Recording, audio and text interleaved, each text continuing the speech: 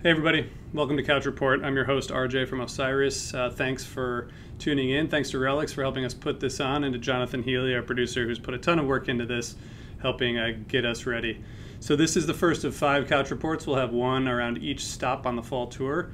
The one from Hampton on Saturday will be recorded in the Vanguard Brewery. If you're going to be in Hampton, come see us. There's more information about that on Facebook under the Helping Friendly podcast. So we're going to talk with Tom Marshall. We're going to talk with Dawn from another Osiris podcast called Female Centrics. We're going to talk about our Halloween contest, and of course we're going to talk about Albany. So there's a lot to touch base on and catch up on after a really, really solid opening night show. So we hope you'll stick around. We're going to call Tom in just a minute. Just want to start with Albany. So Fish has played in Albany. I guess the first show was 89. There's no known set list from that show. But the first real show was late 92. They've been playing the fall there forever. So kind of interesting because they've almost always been on fire in the fall in Albany. The first show, 11/20/92, in case you haven't heard it, has a really good stash jam. According to Fish.net, maybe the first real stash jam. So that's kind of cool.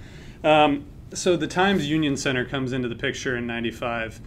Of course, the 12/9/95 show, the You Enjoy Myself, which is counted by many as one of the best You Enjoy Myself of all time. If you want someone to talk to about that, talk to Scotty Bernstein. He'd be happy to tell you his thoughts on that You Enjoy Myself. So that kind of starts the Knickerbocker Arena, Pepsi Arena, Times Union Center era for Fish in Albany. 2 excellent shows in 97. That's the next time they come back. Fall 97, of course, was amazing. But really 2 great shows that close out the tour. There's the Funk, there's the Bring the Dude. There's a Tweezer from night 1 in the first set.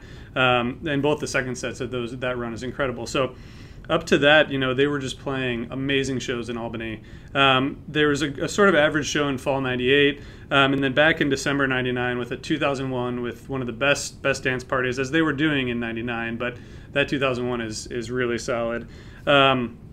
And a Ghost and a Slave Encore that, according again to Fishnet, the Slave Encore may have been played in tribute to a guy who got in a car accident on the way to show, which is kind of crazy, but it's a very, very good slave, and if that's the reason, it's a good tribute.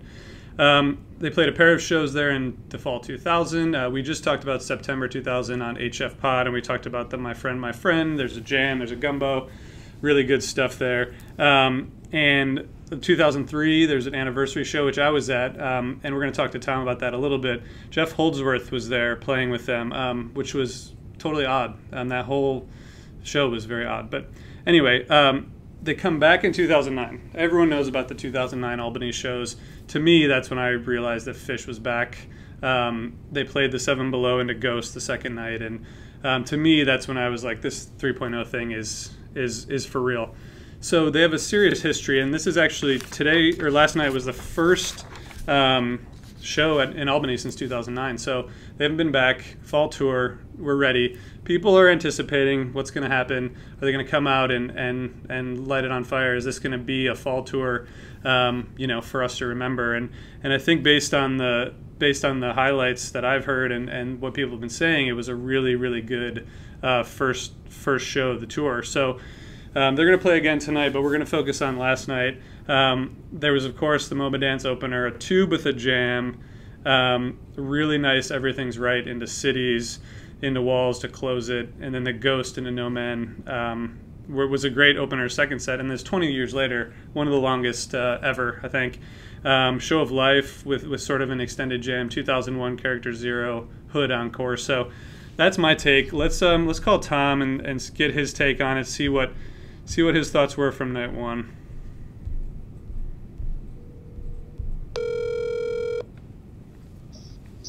Hello. Tom. Hi, RJ. Hey. We're on Couch Report. How are you? Oh, very good. How are you doing? Congrats on doing a Couch Report, even on a day when Fish isn't doing a live stream. Yeah, well, thanks. Congrats to you too. We pulled it off somehow, but you're lucky enough to be in Albany. I'm in DC doing this broadcast, but you're I think at your hotel, just hopefully having a relaxing day before the second night. Yeah, man. I try to catch the tour opener whenever I can. Yeah, so I just kind of ran through the set list and talked about Fish's history in Albany. You have a history in Albany too. I think when we were talking, I think you said you'd been to most shows there, or maybe every show that Fish has played in Albany. I think so. It's one of my, I have a bunch of records. Like, I've been to every festival, and I've been to every Halloween and every New Year's from the early 90s on. And I was looking back, and I'm sure that I was at every Albany at least from the early 90s onwards. I don't know about some of the 80s shows that were, a long time ago. And then I also realized I'm working on another perfect record, and that's Mexico. And this will be 3 coming up. And I haven't missed a Mexico yet. And there's a couple friends that I know that I haven't missed one either, and I hope they're there. People that we met there, Dan Ekdahl, who my wife and I call the sparkly beard guy, because we didn't know his name the whole first time we hung out with him. We do now. Hi, Dan. And Arthur Bernier. We've become good friends with these guys, and just wanted to shout them out. Well, yeah, and that's good. And Arthur is a friend of mine as well. I hope he's watching. Hey, Arthur. Looking forward to seeing you out there, man. So, Tom, last night, solid tour opener, right? We can go through a couple of your highlights. I was talking about, obviously, the first set, Tube with a jam was sort of a welcome, maybe surprise to some. What were some of your highlights from the first set? Yeah, I sort of let the Tube sort of wash over me. MoMA opened, Tube was great, and it was a nice jam. And I sort of felt the audience kind of kick in when, at the end of the theme, the third song, rather than end it the normal way, they transitioned, a beautiful transition into Free. And I saw people kind of come to life, like, oh, cool, what's going on here? Yeah. And that was a really good transition. Yeah. It was a cool transition. And those 4 first songs, I think, were 40 minutes or something. And then there was a great, amazing, and I want to shout out, another songwriter, because some people might think of it as a slow song, a pee break, a bathroom break or something, but Army of One, it came at a perfect time for me, and it was such a beautiful version, a stunning version, and the lyrics are haunting, and Paige sang it so well, and it was like chills going down my back. And then Paige's beautiful solo, immediately followed by Trey's guitar, wailing. It was a really, really beautiful kind of top 5 Army of Ones that I've ever seen. Yeah, I was happy to see that come back as well. I think the last time they played it was Baker's Dozen, so it was cool to see that come back.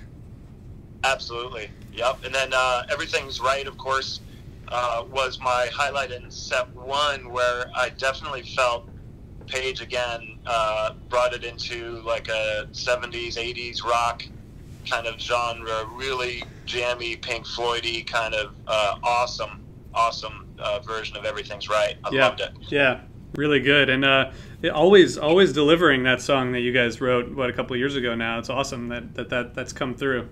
Yeah, it seems to really have come through. And then, of course, Cities, and then Walls of the Cave, it was solid. And then they opened the second set with Ghost, which, again, obviously has a history in Albany for amazing ghosts. Yeah. But they did a good one, and No Man's Land, Piper. And then, of course, I think the highlight, possibly the jam highlight of the show, 20 years later, was stunning. It got really weird, really in a good way. Yeah, definitely weird. I agree. And then again, kind of paralleling the first set, there was a breather, and it was Show of Life. And again, I want to shout out another fellow songwriter, Dude of Life, who wrote Show of Life with Trey. Right. Was right near me, within my line of sight, and I saw, he was excited they played Show of Life. And again, Trey's vocals were crisp and beautiful, and again, kind of like a slightly haunting theme in there, and it was another one super, super well done. Yeah. Yeah, and the Harry Hood encore on the first night of tour, I wish they would have saved it for Hampton, but I'm glad you guys got that. That's such a nice encore.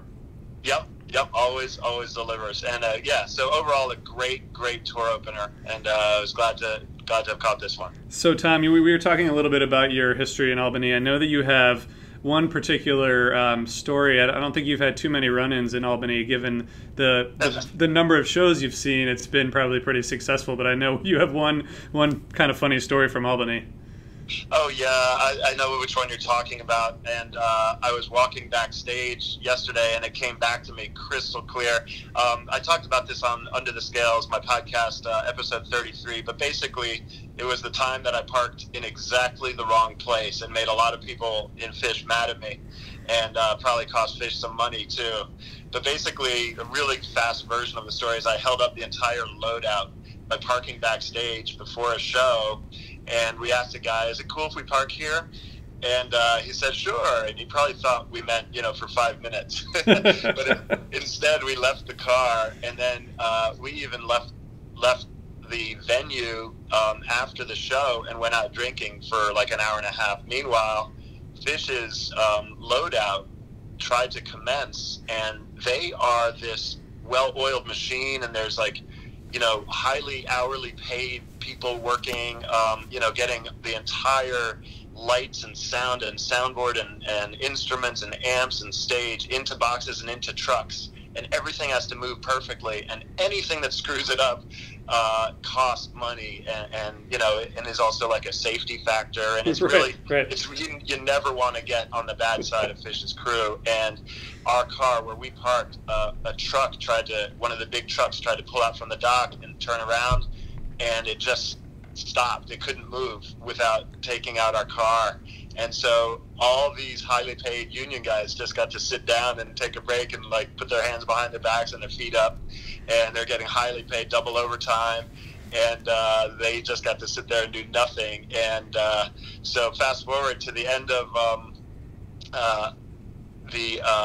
when we got done at the bar, we walked back there, and the whole place had cleared out, including our car.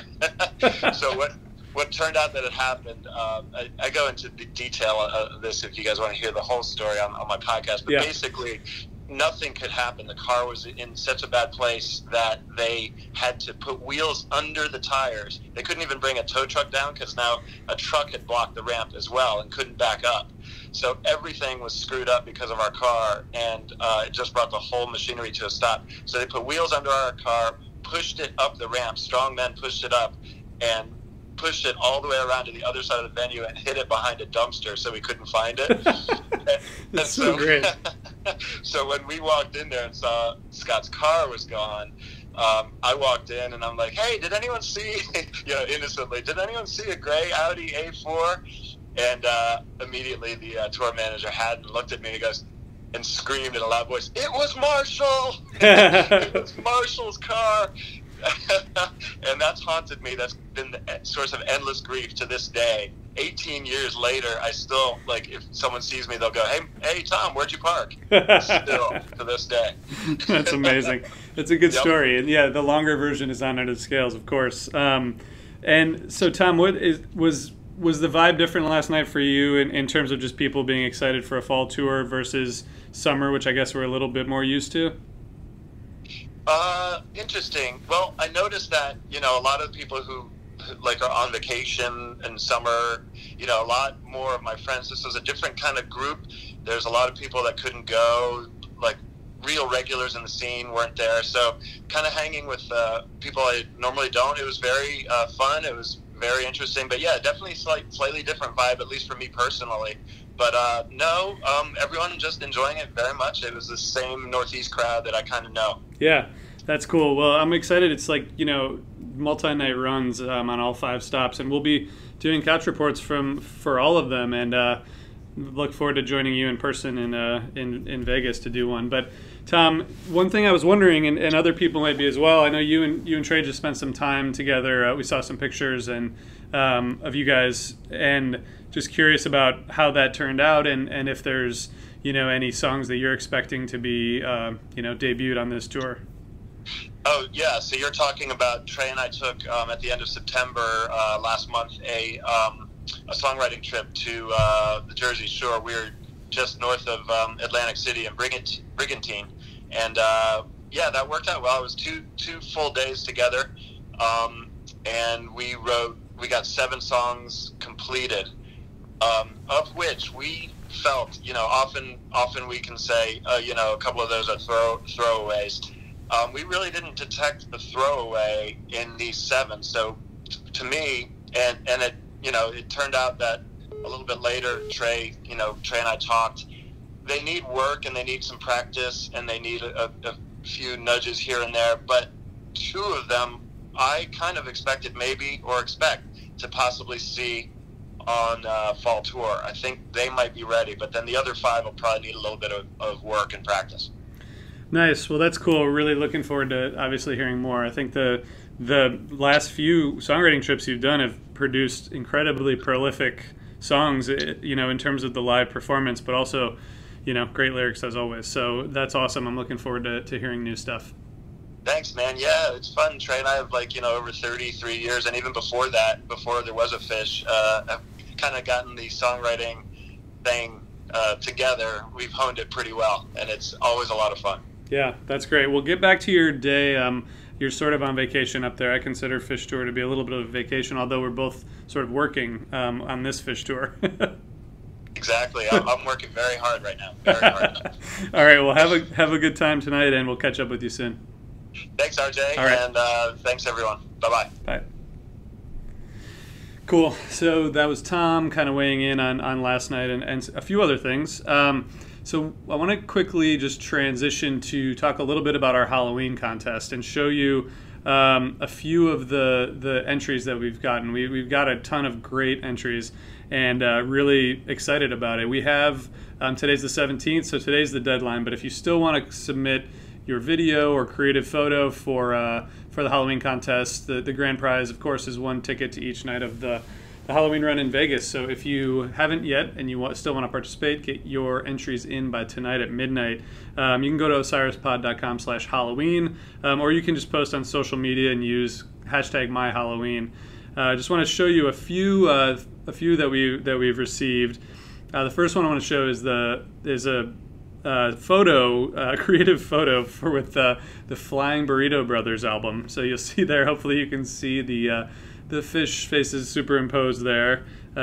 Pretty creative and interesting. Gotten a much wider range of submissions than I would have thought. I'm on the Led Zeppelin train, so I'm not very creative in these ways, but people are going out there. The next one, this is from photographer Eric Anderson. This is a really cool, really well done one. Hello Nasty, Beastie Boys. Hope you can see that image there. And we'll be posting these, of course, on Twitter and Facebook. Some of these are already posted on there. And then the last one is a video of a submission for Purple Rain. So maybe we can check that out real quick. My name is Brandon. I'm from Minneapolis, Minnesota, the land of 10,000 lakes and the home of Prince. Purple Rain is an album I remember listening to at a very young age. It was always around. You always heard the songs in Minneapolis too, like Let's Go Crazy, When Doves Cry, and of course, Purple Rain. I've been a volunteer at First Avenue nightclub for a number of years. They filmed Purple Rain there, so every time I see a show there, it's in my mind. There's also a giant star that has Purple Rain written on it as you walk up the stairs. In the movie, there's the line by Prince. You have to purify yourself in the waters of Lake Minnetonka. I grew up near Lake Minnetonka and have been purifying myself in those waters since I was 13 years old. I've had the good fortune of seeing Prince at Paisley Park a number of times. But seeing Fish, my favorite band, cover Purple Rain would really be something out of this world for me, a Prince fan. That's my Halloween pick. Regardless of what Fish plays, they're gonna knock it out of the park. I have no doubts. And for my 47th Fish show, it's gonna be special. We'll see y'all on lot. Cool, so hope you all Happy Halloween.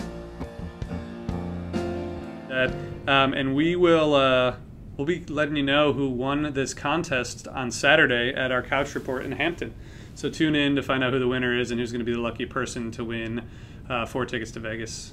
So thanks everybody for submitting. It's been really fun, and we hope to continue to do fun things like this.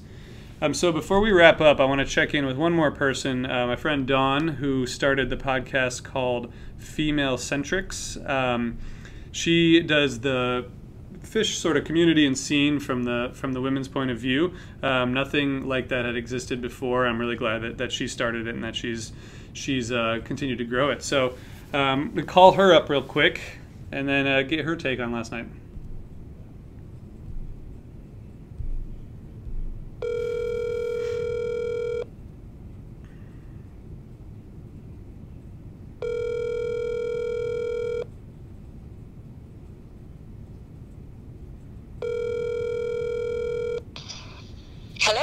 Dawn. Hey, how you doing, RJ? I'm doing well. You're on Couch Report. How's it going? I'm great. How's everybody going? I'm good. I think people out there are good. People are glad Fish is back on tour. Assume you're glad as well. You're in Albany. You just taking it easy today in between the shows? Yes. Definitely. Today's been like a nice downtime in the hotel, re-listening to the show, you know? Yeah. Just putting back all together. Last night was some pretty intricate intensity. Yeah, good. So we just talked to Tom and got his take. It's an interesting tour opener. I think the last couple fall tours have opened not quite as strongly maybe, but it seems like last night was a pretty strong opener. Do you agree based on being there?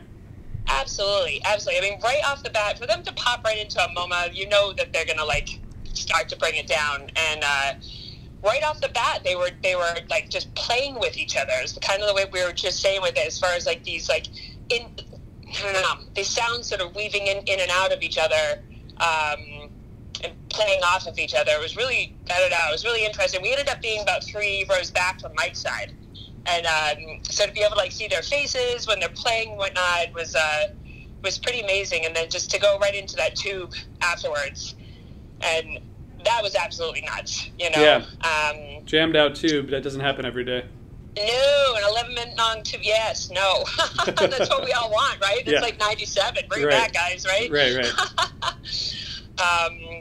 But yeah, like really like trippy, like right, like just after 7 minutes, things were really like bonkers, and then just Trey really beautifully led up to that drop in the climax of, you know, right after 8 minutes, and it just got dirty. Yeah. Like that's just what I'm saying with that, you know. Yeah, that's that was a pretty awesome way to start first 2 songs. What were a couple of your other highlights from set 1? Sure. Well, that Free, I'm a huge Free fan, so anytime that they'll be playing on that. But it was really just a funky breakdown that led right up to that climax there. And I mean, just the dance party and the energy, and you know, I mean, indoor fall shows is my absolute favorite. Yeah, same here. Place. Yeah. Just real intimate and just dark and hot and sweaty and East Coast. Just I don't know, you know. Yeah, so just this, you know, lots of places to dance in there. And then for them to, you know, pop back through with Everything's Right, which is just always beautiful and fun. And then coming just, you know, End of the Walls of the Cave is just one of those, like, musical dirty masterpieces, you know? Yeah. And come around there. Absolutely. So you were pretty psyched after the first set. And the second set, opening set 2 with Ghost is a pretty awesome call. Yeah, you know, and it was right, like, he just, you know, started to make those, like, quick little, like, tease licks with those little notes at the beginning, and you know, once he really got lost into the jam, once they all did, I just kind of sat back and I let that jam really just, like, I lost my body in there, you know, just, like, completely lost my body in there with the sounds. They were just, like, floating in and out, and, like, you didn't have to have much of a, I don't know. I wasn't dancing at that point. It was all just happening to me, you know? Yep. It was pretty far out, definitely. It's a good place to be. And then it is. The 20 years later, I was mentioning with Tom, like, it really got weird. Mm-hmm. And again, just bring it into that, like, I don't know. I feel like it's just like that dirty indoor East Coast. I don't know. It's my friends call. We make this sound. We're like, and you know, like right around 11 minutes with that, it was, you know, really started getting really deep and dark and, like, again, really trippy. Yeah. And then slowly coming back and, like, with he was, like, creeping in with his vocals at the very end there, but, you know, keeping it still very dark, and then that freaking show of life. Yeah. Really cool. I just, yeah, definitely. It was just like one of those things that's like, you know, when you have like a really long, beautiful night of like freaky lovemaking with your like lover, and like at the end you just get wrapped up and all snuggly, and like I just feel like, I don't know, every time I hear a show of life, I feel like they play it at the end, like, you know, when they know that they're having one of their shows of their lives, you know, and it's just like a big group hug. It's them like saying thank you, you know? That's the PG. That's the PG version, a big group hug. Yes, exactly. Exactly. Like, had a little rough with us. Now they want to snuggle up. And our Chicos, they're damn fine gentlemen, you know? So Dawn, I'm curious, did you have any further inklings about Halloween, given the types of jamming you heard, or when you were in your exploration of your own mind, or did that not really cross your mind last night? Well, you know, I mean, if they keep going this way, it's interesting because they always end up kind of finding, like, there's some albums that I feel like are huge influences that we're not really even aware of, or, you know? Yeah. And you know, I did my pick for Michael Jackson Thriller just because I'm, like, you know, big Michael Jackson fan. Great singing, too. Yeah, so that would be, you know, lots of fun. But, you know, no real speculation on that, you know, as far as that piece is concerned. But well, like, so last question, Dawn, have you seen sort of the evolution of the kind of fish chicks and the females on the scene since you started your podcast? Do you see more people coming up to you? Do you have more kind of conversations? Has that evolved beyond the podcast into the real life sphere? Yeah, absolutely. But there's been just from people I've met so far, and then the people on the outside of that, you know, and being able to, like, walk around and just connect with people, and, you know, I give out cards or give out stickers, or just last night after the show, I was like standing in the middle of the traffic, just like, hold on, this podcast, because I do a great one. like, handing out stickers. It was that's the way you got to do. Yeah, like rock and roll, you know, just kind of going with it. But, you know, it's amazing to be part of this movement, I feel like, with the women, and you know, and give them a voice, you know, in my own way here. So, yeah, good absolutely stuff. I'm super happy with last night. Can't wait again for tonight, you know. Yeah, absolutely. Well, I'm sad I won't be joining you, but thanks for calling in and giving us your take. Yeah, absolutely. Thank you, RJ. All right, talk to you soon. All right, take care. Have a good night, everybody. Okay, yeah, bye. Cool. So thanks, Dawn, for joining.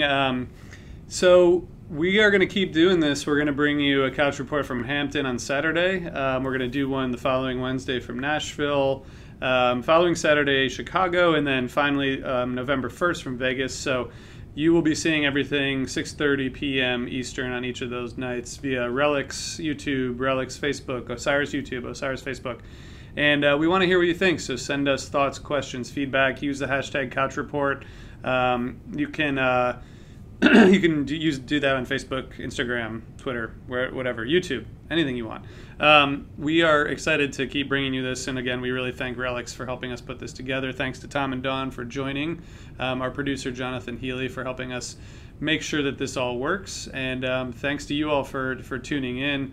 We're looking forward to seeing you from Hampton on Saturday, and to announce the Halloween winner on that day as well. So get your submissions in by midnight tonight to Halloween@osirispod.com or osirispod.com/Halloween for the rules. And yeah, thanks again for tuning in. Have a good night, and enjoy your fish.